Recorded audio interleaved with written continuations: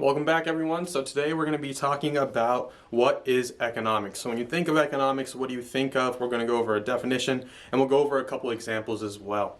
So the first thing we're going to talk about is what do you think of when you think of economics? A lot of students usually say money, supply and demand, which are all great answers. All of those are encompassed in what economics is. Now the actual definition, the textbook definition, is how we allocate our scarce resources. So there's a couple things that we need to dissect in this definition. So one being scarce. So what is scarcity? Scarcity is having a limited amount of resources. So here on Earth, we have a limited amount of various resources. Nothing is infinite on this Earth. So we don't have an infinite amount of water. We don't have an infinite amount of time. We don't have an infinite amount of money. All those are examples of scarcity. So with economics, it's the study of how we manage our scarce resources. And the way we want to manage them is to maximize our potential, maximize our utility, which is just an economic term for happiness, and also maximize our profits. So no matter what it is, we're always trying to maximize anything positive and then minimize our cost. So there's a lot of costs associated with decisions as well as benefits. So we'll talk more about that in a bit as well.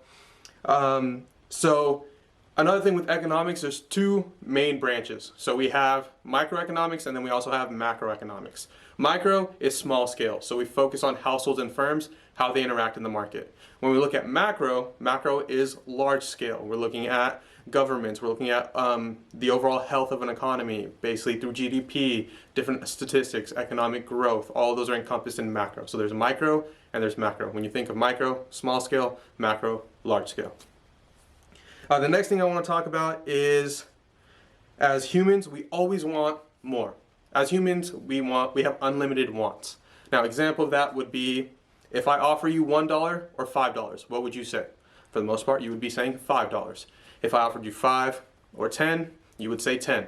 10 or 20, it'd be 20. 20 or 100, you would say 100.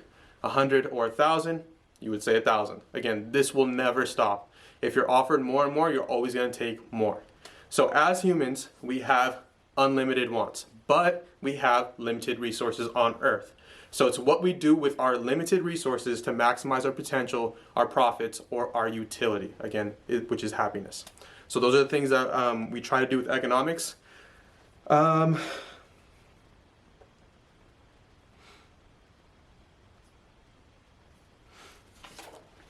right, so we're going to go over another example. This other example is going to be time. So everyone has 24 hours in a day. You get to choose what you do with those 24 hours, whether sleep all day, play video games all day, work out all day, go to school all day, work all day, whatever it may be, it's your choice. So here's an example. Everyone has 24 hours. Some people value sleep more than others. Some people might want more than 8 hours of sleep. Some people might value sleep less. They much rather be doing much more. So everyone watching this video right now, you have 24 hours. You get to choose what you do with those 24 hours. So whatever you choose is going to be different from what somebody else's choose. It just depends on what you value. So for example, if we say you value sleep much more, you want 8 to 10 hours, that means you have less time to do another activity. But that's because you value this activity much more. So some people that don't value sleep, they might have more time to work, might have more time to go to the gym, might have more time to pick up another skill, whatever it may be, they don't value it as much. So again, they're sacrificing their sleep in order to do something else. So everyone has a scarce amount of time daily, and you get to choose what you do with that time as well. Okay, and now just to highlight what we've gone over so far, we've talked about the definition of economics. It's the allocation of our scarce resources. Again, we want to allocate in the most efficient way possible, and we'll talk more about that in the next video. We've talked about two different types of economics. We have microeconomics and then we have macroeconomics. Micro is small scale, households and firms. Macro is large scale, so that is countries interacting, economic growth, overall health of the economy, and so forth. And then also we talked about scarcity. Scarcity is a big thing in economics. This is one of the major concepts that we look at. Everything is based on scarcity. We only have access to so many resources available to us, whether it be a country, whether it be a household. So if you think of yourself, you only have so much money in your bank account. You only have so much time in a day. You have only so much space in your stomach. So we'll talk about that in a second as well. So again, scarcity, we want to allocate our resources to its maximum potential. So going back to the stomach. So we only have so much space in our stomach. If I offer you one cookie right now, whatever cookie, your favorite cookie, I offer you one, would you say yes or no? For the most part, let's just say you're really hungry and you say yes. Now the second cookie I offer you, you still might say yes. And then if we keep going and going and going until we get to, let's just say, the 50th cookie, what do you think is going to happen? So think about your stomach. Do you have a bottomless pit as a stomach? No, you do not. There's a finite amount of space, and there's a finite amount that you can digest and hold down. So let's just say at the 50th cookie, what's going to happen? So what's going to happen is you're going to start feeling sick. You might not be as satisfied because you're extremely full. Again, we have we have a scarce resource, which is a space, and also hunger. All these other things are factored into it. So scarce amount of space, you can only consume so much. You can only produce so much. So it works both ways. Now if we look at a country only has so many resources available to them. Not every country has access to every single natural resource known to man.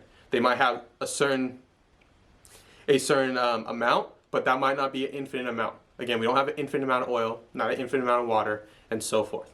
So in this case, countries are going to use their scarce resources. Let's just say a country, for example, let's use Canada. Canada has a lot of forestry. They have a lot of they have a lot of trees they can use to produce logs, whatever it may be. They have access to much more of that. Let's just say a country like Germany doesn't have access to that. So again, there's one country that has an advantage compared to a disadvantage.